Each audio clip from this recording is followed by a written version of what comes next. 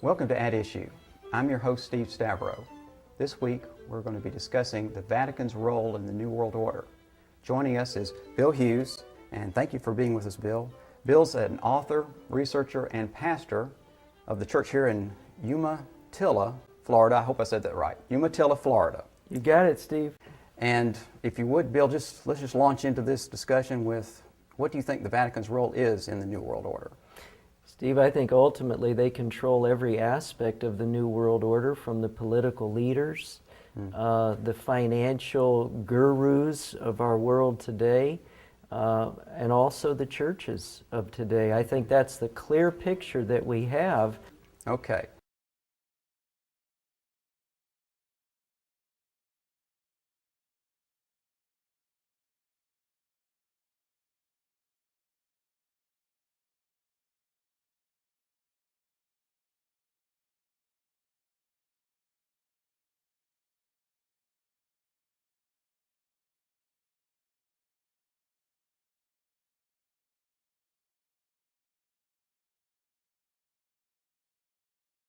And all the research that I have done, Steve, pinpoints the domination of the Vatican in the world affairs of today.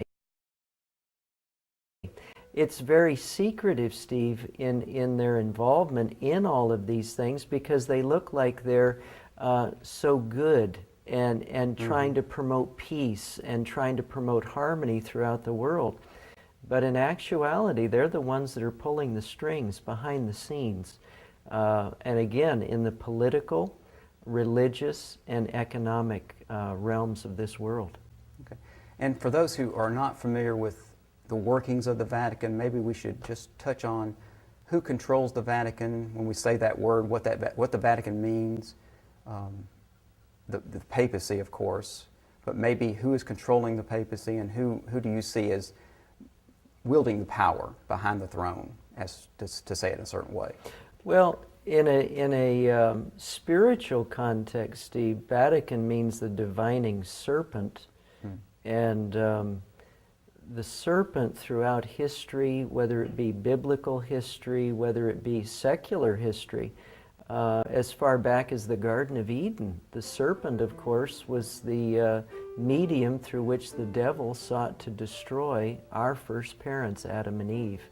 So ultimately, the devil is behind the Vatican.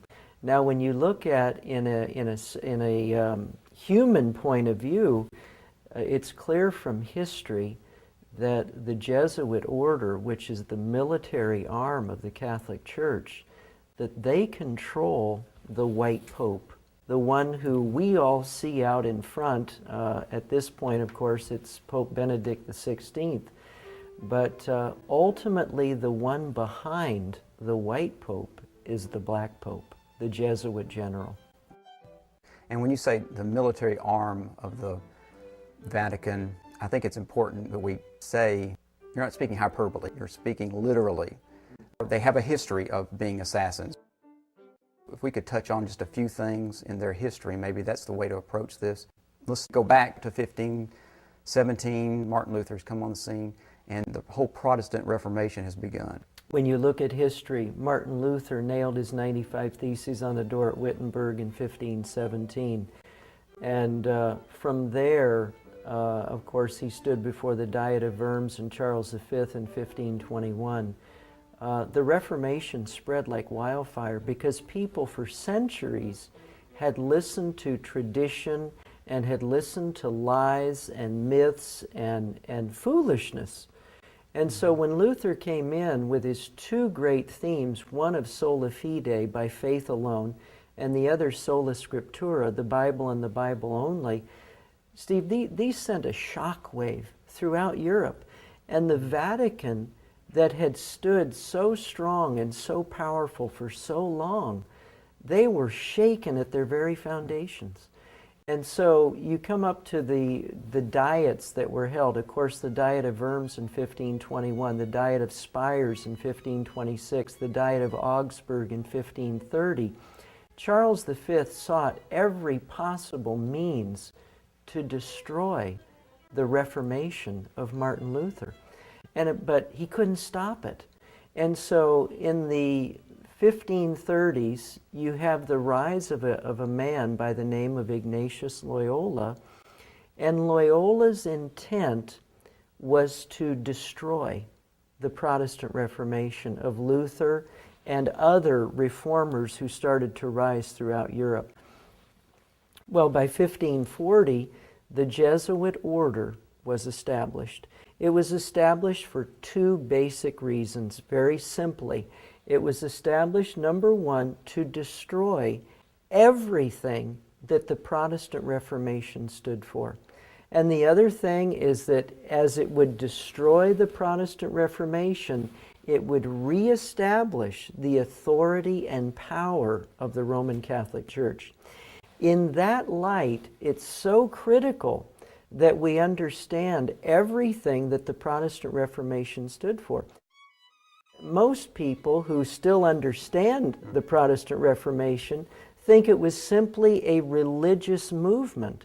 Well, of course, it was a powerful religious movement, but it infiltrated, it filtered into every aspect of human life. It had power and authority in government, because prior to the Reformation, there had been no such thing as republican government. It had all been monarchical, where you have a person dominating the populace.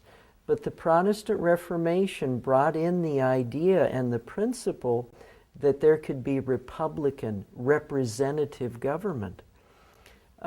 In the economic realm, through the Dark Ages, when the papacy ruled, you had the wealthy class, you had the very, very rich, you had the very, very poor.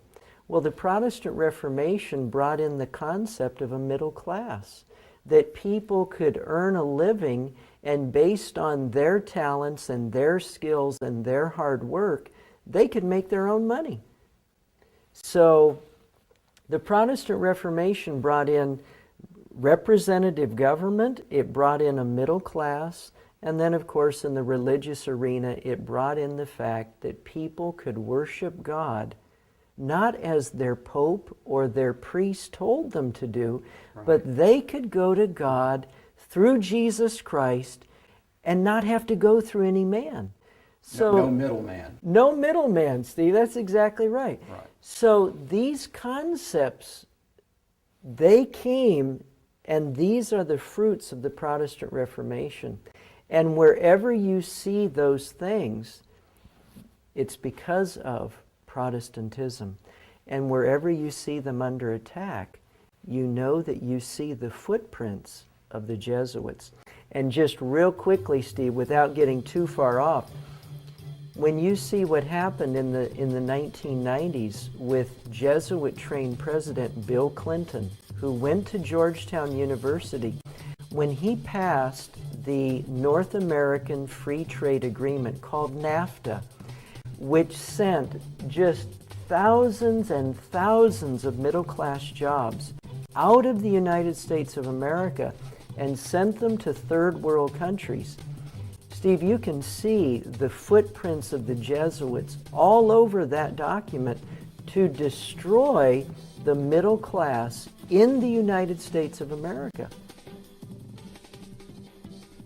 so that two classes could be developed in this country. An attempt to get us back to the Dark Ages, back to where you have, as you're saying, the wealthy, the poor, but on top of both groups, you have the papacy. Absolutely, Steve. The papacy being the man who is God.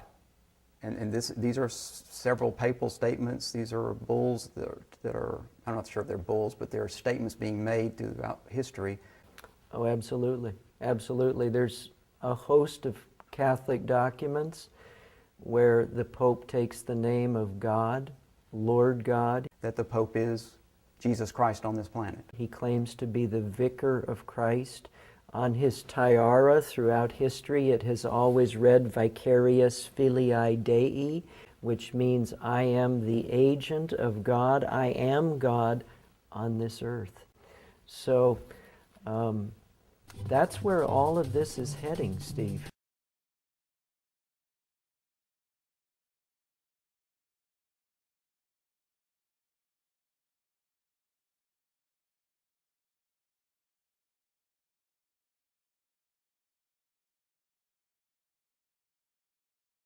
All of this new world order, we're heading rapidly as we see the destruction of the middle class, as we see the destruction of Republican government, where we see more and more power being taken by the federal government. We see that in America as you and I are speaking.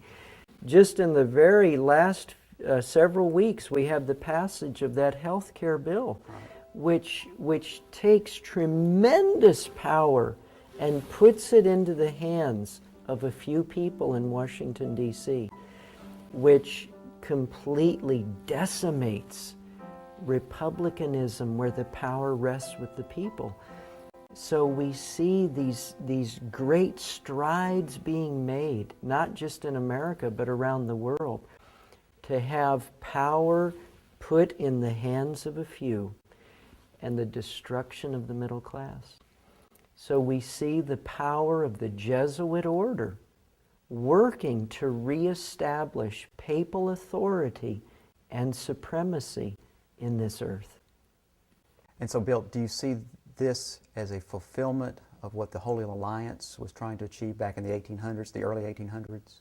There's no question, Steve, because the Holy Alliance was established at the Congress of Vienna right around 1814, 1815, under the Austrian ruler named Clemens von Metternich. Von Metternich, along with the Pope at that time, I believe it was Pius VII, and a host of European powers got together in Vienna. They then subsequently met 8 years later at Verona, and then there was a secret meeting in Cherie in 1825. And Steve, the whole goal of those three congresses, of those three meetings, were to destroy representative government throughout the world. And so we find in our world today, in fulfillment of those three congresses, the taking out of the people's hands authority in their countries and it being settled in the hands of just a few people. And again, we saw that with the health care bill just recently in America. That health care bill takes tremendous power out of the hands of people and puts it at Washington, D.C. So this is in fulfillment of those three congresses. And, you know, another aspect of it, Steve, that's so critical for our understanding of what is happening in America today in light of those congresses is that in 1814 and 1815, according to Burke McCarty's book, The Suppressed Truth About the Assassination of Lincoln, another book that I have here, written by a man by the name of Richard Thompson, who was an American Secretary of the Navy. He wrote the book called The Footprints of the Jesuits, and he nails down that at the Congress of Vienna in 1814, 1815, the Jesuit order was determined to be that group of men that would seek to destroy representative government in the world. And the primary focus, the bullseye, if you will, of the Congress of Vienna was a rising power across the shores of the Atlantic called the United States of America. It was such a dire threat to the United States that James Monroe in 1823 came out with his famous Monroe Doctrine. And the Monroe Doctrine was simply a statement to the powers that were in the Holy Alliance: don't come and colonize in the Western Hemisphere. If you do, America will view that as an act of war, and we will go to war with you. Thomas Jefferson wrote a letter to James Monroe in which he said that this is the greatest threat to America since the Revolution. So the men that lived during that time understood how critical these congresses were and what a threat they were to the United States of America. The fact that we as Americans have been so asleep and in such a stupor and allowed this to happen, because we're seeing the fruits of those meetings today through the health care bill, through executive orders that are being passed that take authority out of the hands of the people and put it in the hands of just a very small few in Washington, D.C. John Adams wrote this to Thomas Jefferson. He said this about the Jesuit order. He said, "Shall we not have regular swarms of them here, in as many disguises as only a king of the gypsies can assume, dressed as painters, publishers, writers, and schoolmasters? If ever there was a body of men who merited eternal damnation on earth and in hell, it is this society of Loyolas." Steve, the founding fathers, for all of their limitations, they were men, they made mistakes, but they understood history. They understood that from the time of the inception of the Jesuit order in 1540 till the time of their suppression by Pope Clement XIV in 1773, that the Jesuit order had used intrigue, insurrection, and assassination to take over nations.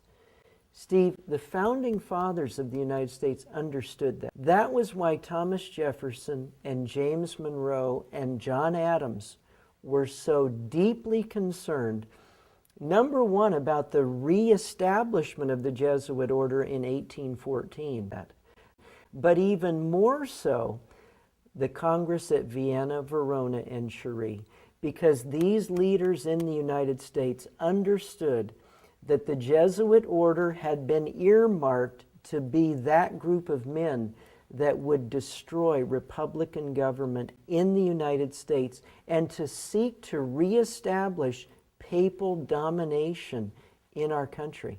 They understood that, Steve. That's why the Monroe Doctrine was written. That's why John Adams made the statement he did.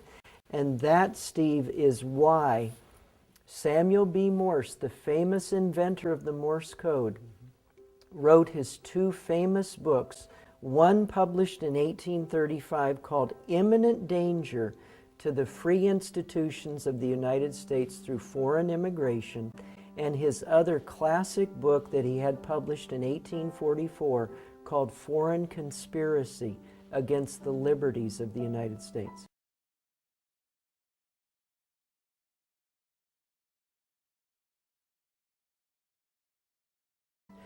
These men, Steve, understood that the Jesuit order would do whatever it took. Based on history, they would do whatever it took to destroy representative government in the United States, to destroy the middle class in the United States, and to destroy and take over all of the churches in the United States.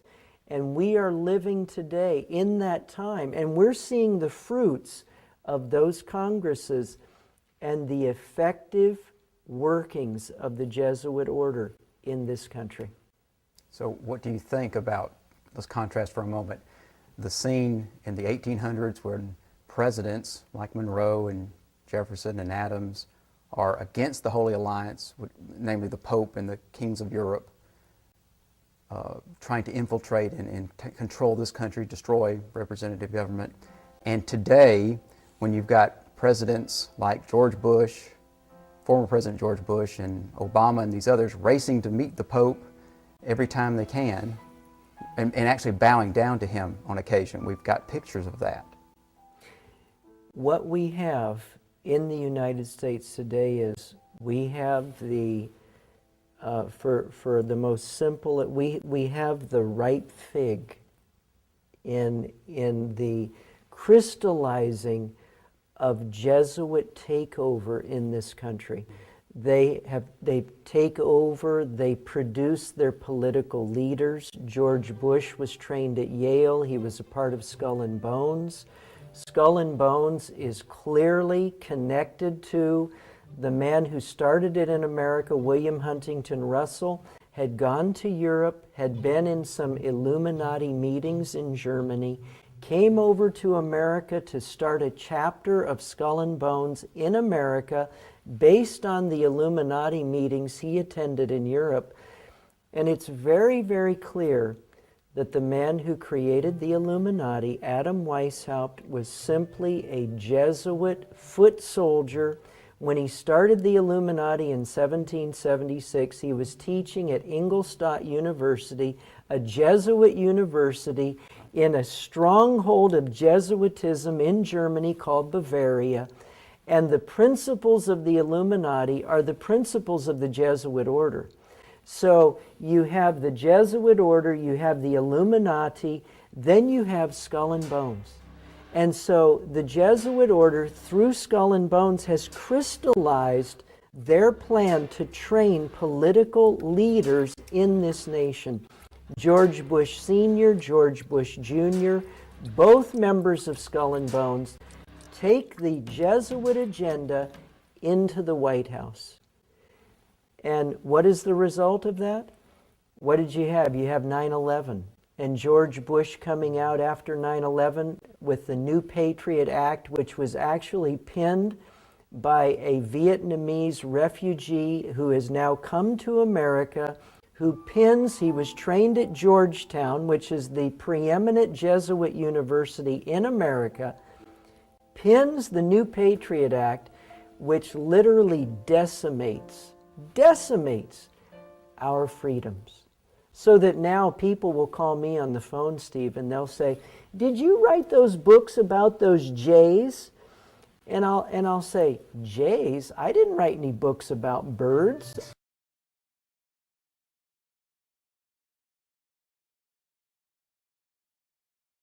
I wrote books about the Jesuits. Is that what you mean?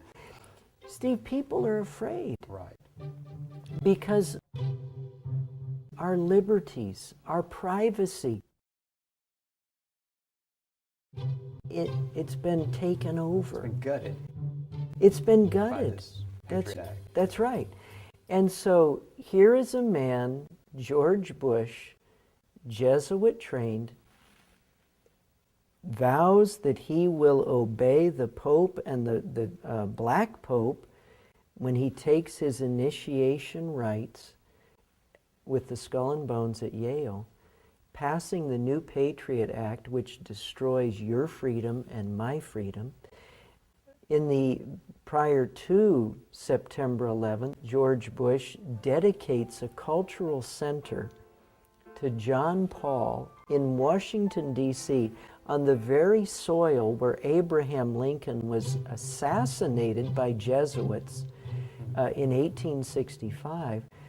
But here, at the end of the 20th century and into the 21st, now we have American presidents. George Bush, at the dedication of the Cultural Center, he says, the greatest thing we can do to show our respect for John Paul is to bring his teachings into action here in the United States. So, Steve, we see this complete change from men back in the 19th century who understood the evils of Rome to whereas today you have George Bush with Skull and Bones giving his life to the Jesuit order. You have Bill Clinton, who was trained at Georgetown University. You have Barack Obama, who it's very, very clear has one Jesuit-trained member on his staff after another. The only one that comes to mind right off is Leon Panetta, who is the head of the CIA, who was trained at Santa Clara University, which is a Jesuit university on the West Coast. So Barack Obama is surrounded by Jesuit-trained men. And his vice president is a Roman Catholic. Joe Biden. Joe Biden. A devout Roman Catholic. The head of the House is Nancy Pelosi, Roman Catholic. Absolutely. In fact, when Nancy Pelosi was brought in as the Speaker of the House, she brought onto the floor of the Congress her Jesuit mentor, Stephen Privet, to address the Congress of the United States. The first time in American history that a Jesuit priest had addressed the Congress of the United States. So the group vowed to destroy us are brought in, which may be indicating that they don't need to destroy us now, they've taken us over. Absolutely. And Steve, the thing that's so very diabolical about this is that the Jesuit order controls both sides of the House of Representatives. I remember in the recent health care bill, as they were considering the passage of that bill, you have Nancy Pelosi, Jesuit trained, has a Jesuit mentor, and she's pushing for the passage of the health care bill. The man who was opposing it, which was the House Minority Leader, his name is John Bonner. John Bonner was trained at the Jesuit University. He's Jesuit trained. So they control both sides of the spectrum. And we see that happening. This is the crystallization of Jesuit power and intrigue in the United States. It's controlling both political parties, whether it be Democrat or Republican, controlling both sides of an issue so that they can gain their synthesis. And that's what's happening today. And it all, Steve, is the fruits of and the byproduct of the Congress of Vienna, Verona, and Cherie.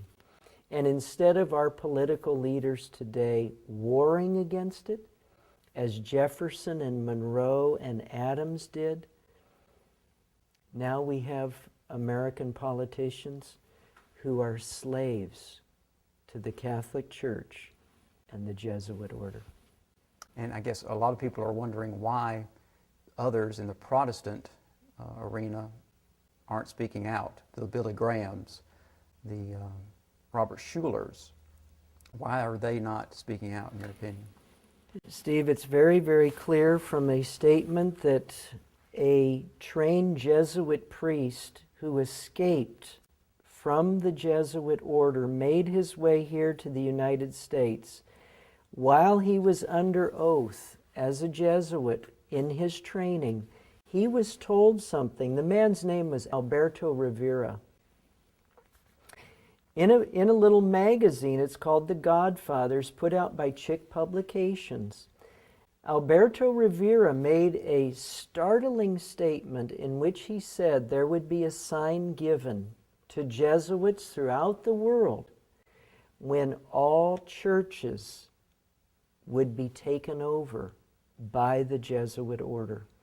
This was, and I'll read the statement to you. Okay. It says this, Alberto Rivera, the sign was to be when a president of the United States took his oath of office facing an obelisk.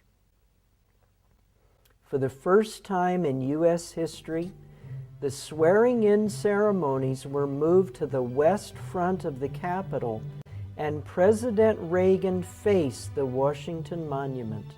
This happened January 20th, 1981. Steve, the Jesuit order was raised up to destroy everything that Protestantism had done, to destroy representative government, to destroy the middle class, but also, Steve, to destroy the voice of protest throughout Protestant churches.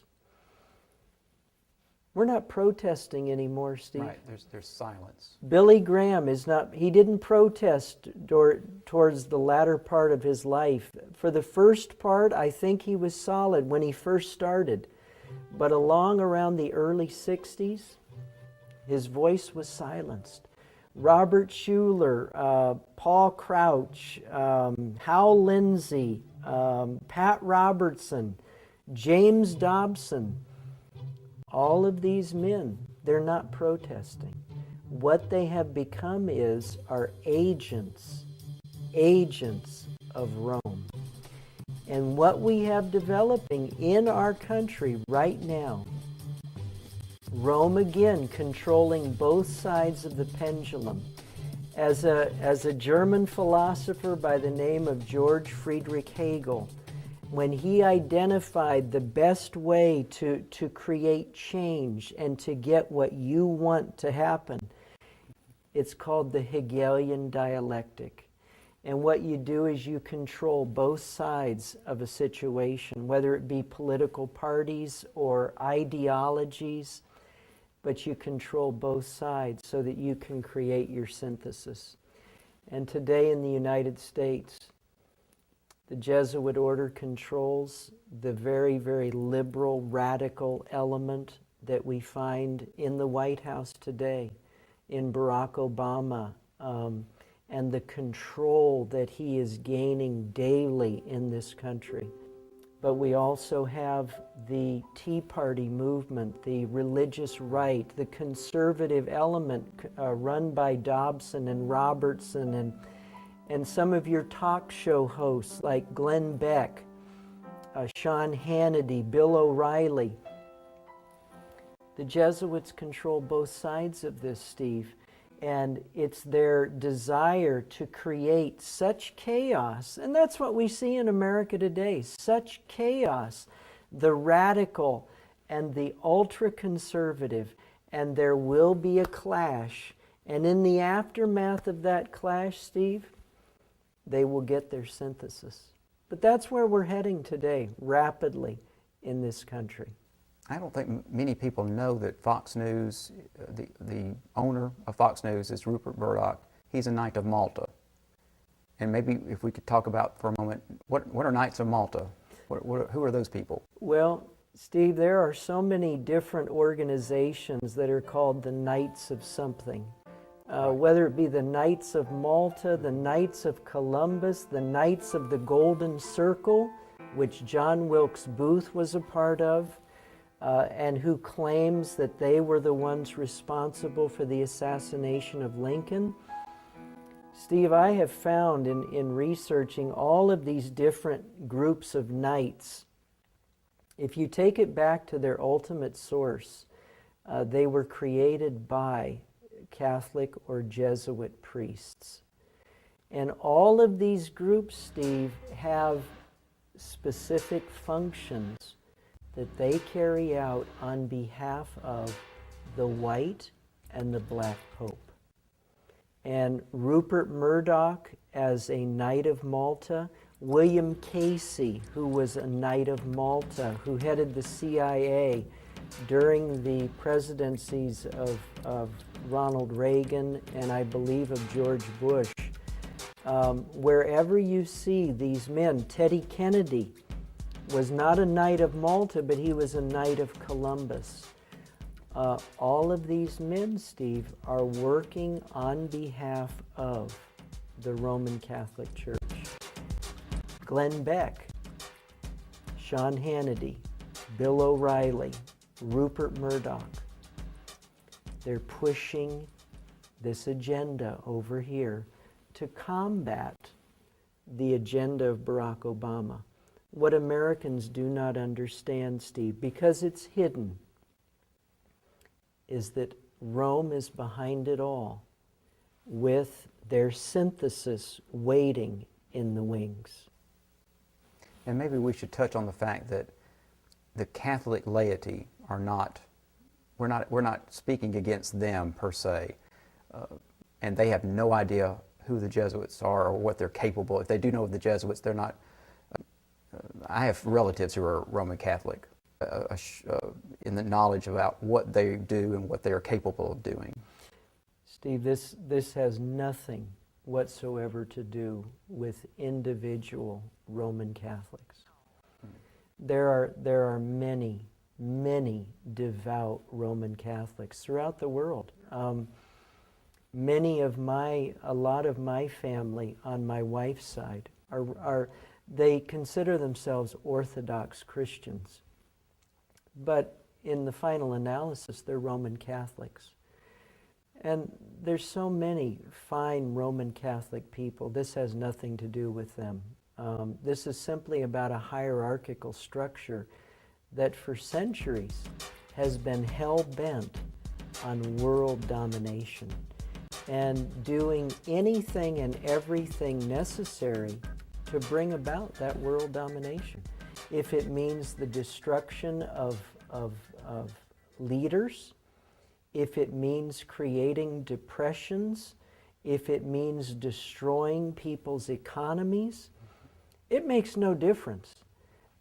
It's simply about control and domination. And we're talking about the hierarchical structure of the Catholic Church that a lot of people today believe has changed, that it's now presenting a Christian guise because the priests wear crosses about their necks. But the Catholic Church themselves have declared, we do not change. And given the right atmosphere, the Catholic Church will come forward and will seek to give what they feel will save this planet, Steve. And it will be the ultimate demise of this world. And I think we ought to touch on the Council of Trent and what came out of that council back in the, get the dates right, middle 1500s. It was a span of 13 years the Council of Trent was conducted or so. What came out of that, and has that been renounced at this point in time? Or? It's very fascinating. See, the Council of Trent was from 1546 to 1563. And during that council, there was discussion among Jesuits who had just been formed, the Jesuit order having been formed 1540, and the Jesuit order was taking the lead. There were many Catholic priests, however, in the beginning at the Council of Trent who were strongly influenced by the Protestant Reformation. And so they were discussing what would the Catholic Church do in response to the Reformation. Steve, the ultimate decision of the Council of Trent, where the Jesuits took the day and controlled it ultimately, was that anybody who embraced the teachings of the Protestant Reformation would be considered anathema and would be considered heretics and would be open season to be destroyed. And that's the ultimate goal and the ultimate decision of the Council of Trent. Tragically, Steve, in light of Alberto Rivera's statement that the Jesuit order has infiltrated and taken over all Protestant churches, Steve, Protestant churches today are no longer protesting. Protestant churches today are no longer embracing the two great concepts of Martin Luther, sola scriptura and sola fide. It's not there anymore, Steve. And tragically, we don't have Protestant churches anymore. We have evangelical churches, but they're no longer protesting. Thank God there are people standing up that are protesting, but they're few and far between. Because I think with us, we would go for our authority on any issue. We would point at the Bible. We'd say, what does Scripture say? As the Word of God, what does it say? Roman Catholics would not necessarily do that. They would listen to what the Pope has said. Oh, absolutely. You know, there was an article that was in the USA Today newspaper, and this was back maybe a year ago. Benedict came out and he declared, and it was in USA Today, and it was in an encyclical that he had put out, where he said there is salvation only. Now, he didn't say it was in Jesus Christ, Steve. He said there is salvation that can only be found in one church, and that's in the Church of Rome. Now, that was published in an encyclical within the last year or two. So, how it is that evangelical churches can allow that, can accept that, that's unconscionable. That completely rewrites history and brings us back prior to the 95 Theses that were nailed on the doors at Wittenberg Chapel. Jesus would say, I am the way, I am the truth. Absolutely, Steve. And the Pope says, he's in essence saying, he is the way. Absolutely. Benedict is saying that he is the way, the Catholic Church is the only way to salvation. And a Protestant could never accept that. A true Protestant could never accept that. Tragically, the churches, all churches, we're not just talking about the Presbyterians or the Universal or the Lutheran or the Baptist or the Seventh-day. We're talking, Steve, about all churches. Alberto Rivera's statement, it applies carte blanche across the board. Every church has been infiltrated and taken over. And I would challenge, Steve, I would challenge any person watching this broadcast to go back and analyze their church in the last 30 years. Since Ronald Reagan took his oath facing the Washington Monument, if they have not seen their church and what their church once believed to have been completely rewritten.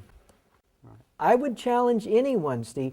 Another thing I would challenge people to do is to go back and analyze over the last 30 years if their church has not completely watered down their view on who the Antichrist is. Prior to that, Steve, prior to 1980, back in, say, the 60s, 50s, 40s, 30s, there was not a Protestant church in America or in the world that did not understand who the Antichrist power was of Scripture, who Babylon the Great is in Revelation 17. All churches knew that. They knew it was the system of Roman Catholicism. Right. Martin Luther said, the papacy is Antichrist. Absolutely. You know, when you look at the documents of all the reformers, from Luther to John Knox in Scotland, to Zwingli in Switzerland, to Tyndale in England, to Towson in Sweden, all the reformers had one thing in common. They all believed that the papacy was the Antichrist.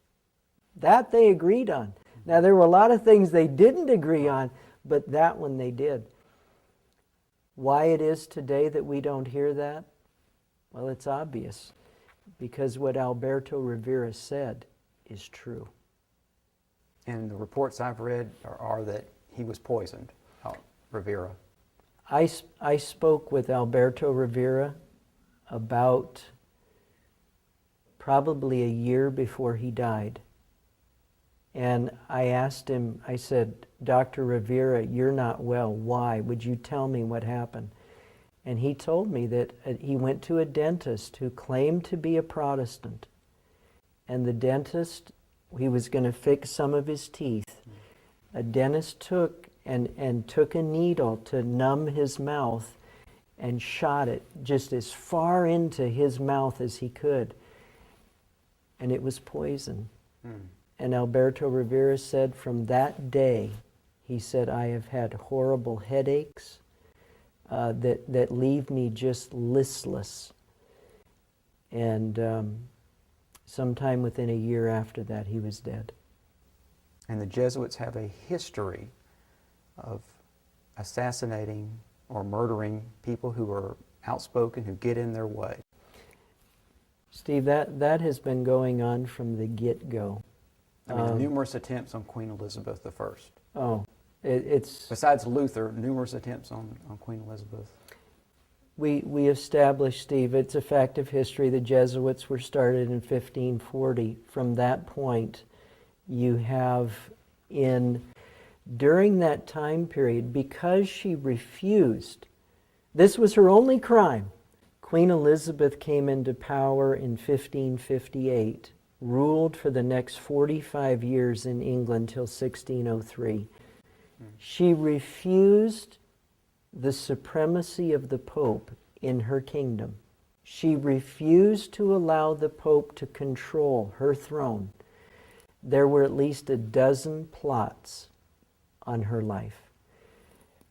If it had not been for the intervention of God and the work of her immediate assistants, a man by the name of Francis Walsingham and Lord Cecil, these two men matched wits with the assassins who tried to kill Elizabeth, and these two men protected her, with the power of God, of course.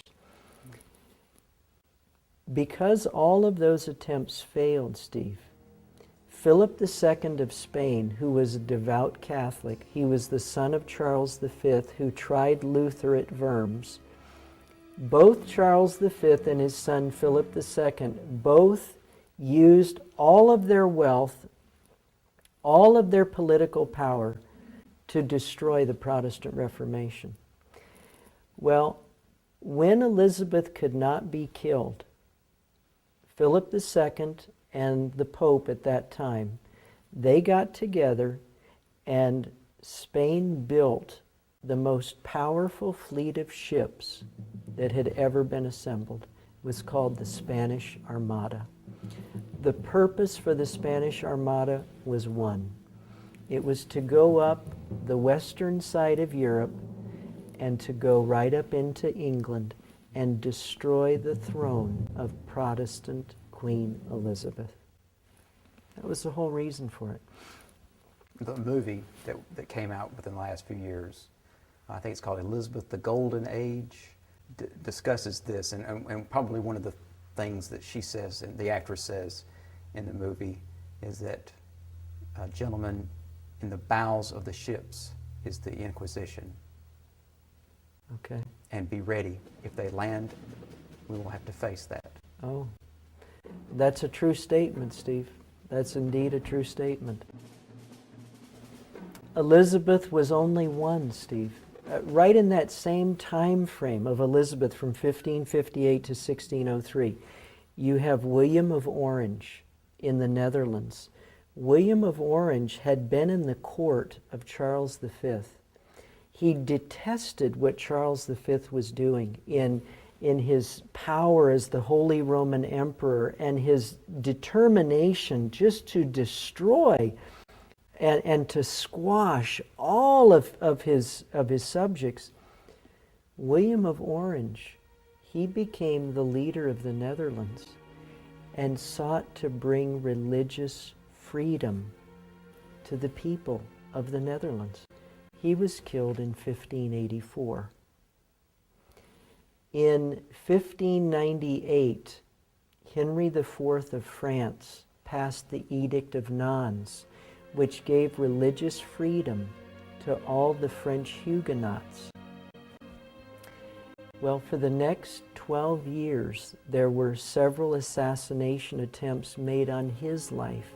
Finally, in 1610, Henry IV was killed by a Jesuit assassin. The man's name was Revellic.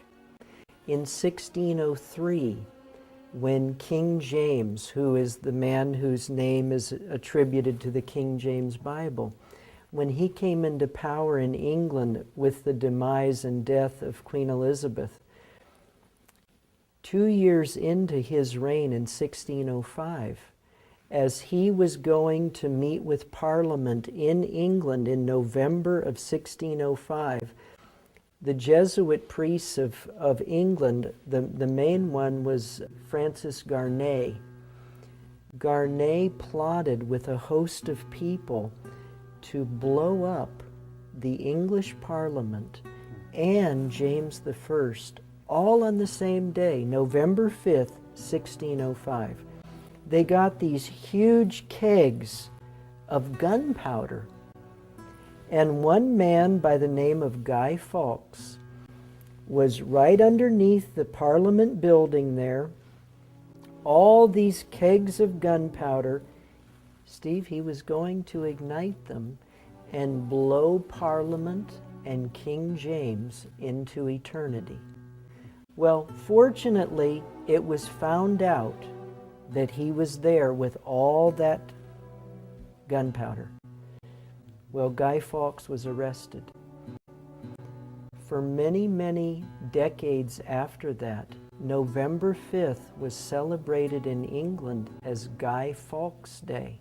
Now, I believe it's still celebrated as that, but for the first many decades after that, every year, November 5th, people throughout England would have bonfires, and they would burn one man in effigy. Guess who it was who they would burn in effigy? I think it was the Pope. It was the Pope. That's exactly Okay, right. That's what I thought. That's Okay, right. good. But you know what? Over the course of time, and because of Jesuit influence in England, they don't burn the Pope November 5th anymore. It's probably a hate crime now, and they'll probably arrest you if you do it now in this country. Oh, it would be, Steve. That's where we've come to. Absolutely. Absolutely.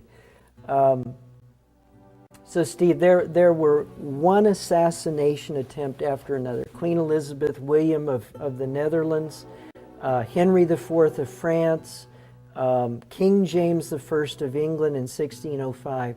So right there, within that little span of about 50 years, you've got five world leaders of nations with assassination attempts on their lives. Why? Because they were not going along with the Jesuit agenda. And Steve, we have seen that here in the United States of America as well. We have seen presidents, of course the most well-known would be Abraham Lincoln in 1865, John F. Kennedy in 1963. He was killed because he was not following Rome's agenda for America. William Henry Harrison in 1840. Andrew Jackson was in 1835. There was an attempt on Jackson's life. Absolutely, on Andrew Jackson. He stopped the bank. He killed the bank. Right. And when I say the bank, the push for a national central bank. Absolutely, Steve. And the guy who tried to kill him, Richard Lawrence, he tried to do that in 1835. Zachary Taylor in 1850. Taylor wanted to preserve the Union, wanted to preserve the United States. The Jesuits were trying to split it in half by, in the 1840s into the 1850s. They finally got their way in 1860. And that's a good point. The entire war between the states, the war of federal aggression, whatever you wanted to call it, was a Jesuit concoction to divide America and bring down this constitutional republic. There's no question, Steve. And the documents that are out there, it's just overwhelming. One man, after the assassination of Lincoln, who was on the military commission that tried the assassins of Lincoln, it was a conspiracy, Steve, to not only kill Lincoln, but to kill Andrew Johnson, the vice president, to kill William Seward, the Secretary of State, and also to kill Ulysses S. Grant, who was the head of the Union forces. Well, the military commission that tried the assassins of Lincoln, they found out that almost all of them were associated with the Roman Catholic Church. The Surratts, George Atsterott, Davy Harold, George McLaughlin, Michael O'Laughlin, Lewis Payne. And Booth had started attending Mass. Absolutely. And there, in fact, there was a Catholic cross that was found on Booth's person when he died. You had mentioned John Kennedy, or most people are told Lee Harvey Oswald is the lone gunman. What do you think of all that?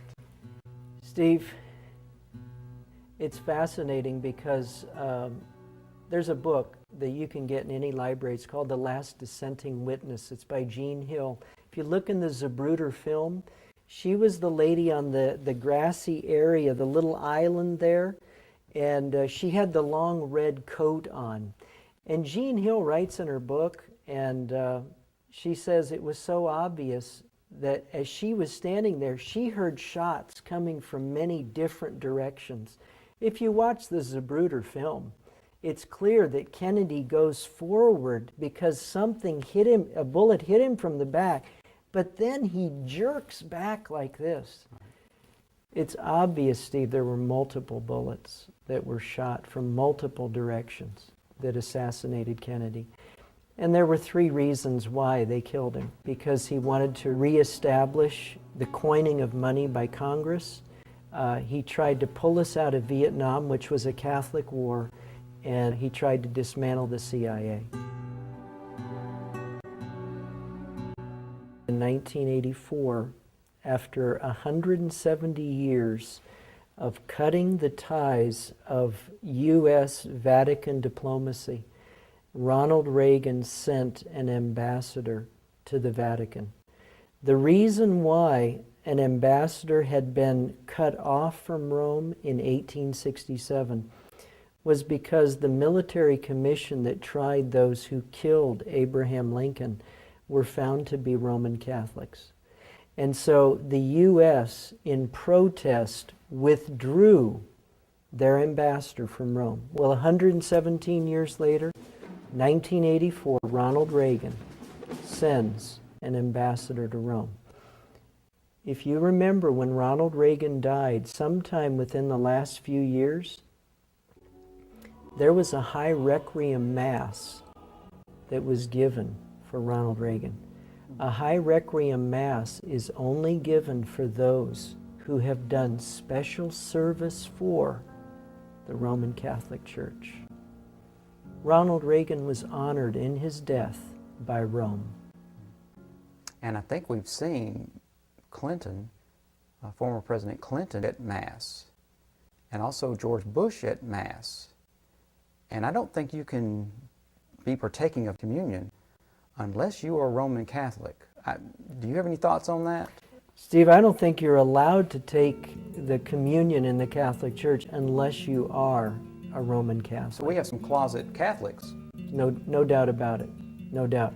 The only reason, Steve, that Clinton never came out, even though he went to Georgetown, which is the preeminent Jesuit university in Washington, D.C., and the only reason George Bush didn't come out, when he made his vow and entered the Order of Skull and Bones at Yale, he had to bow before the leader of Skull and Bones at Yale. He had to bow before somebody who was dressed up like the White Pope, and he had to bow down before a man who was dressed up like the Jesuit general. George Bush sold himself when he was at Yale, and the only reason he didn't come right out and say, "I'm a Catholic," is because it would have upset people, and it would have spilled the apple cart. This way he could do exactly what Rome wanted him to do, and nobody would think twice. If Jesus Christ does not return and take us back to heaven, we are entering, Steve, another dark age. That's where this world is going. It's to another dark age. But I believe that God's not going to allow that. The papacy had their chance, and they failed through the Dark Ages.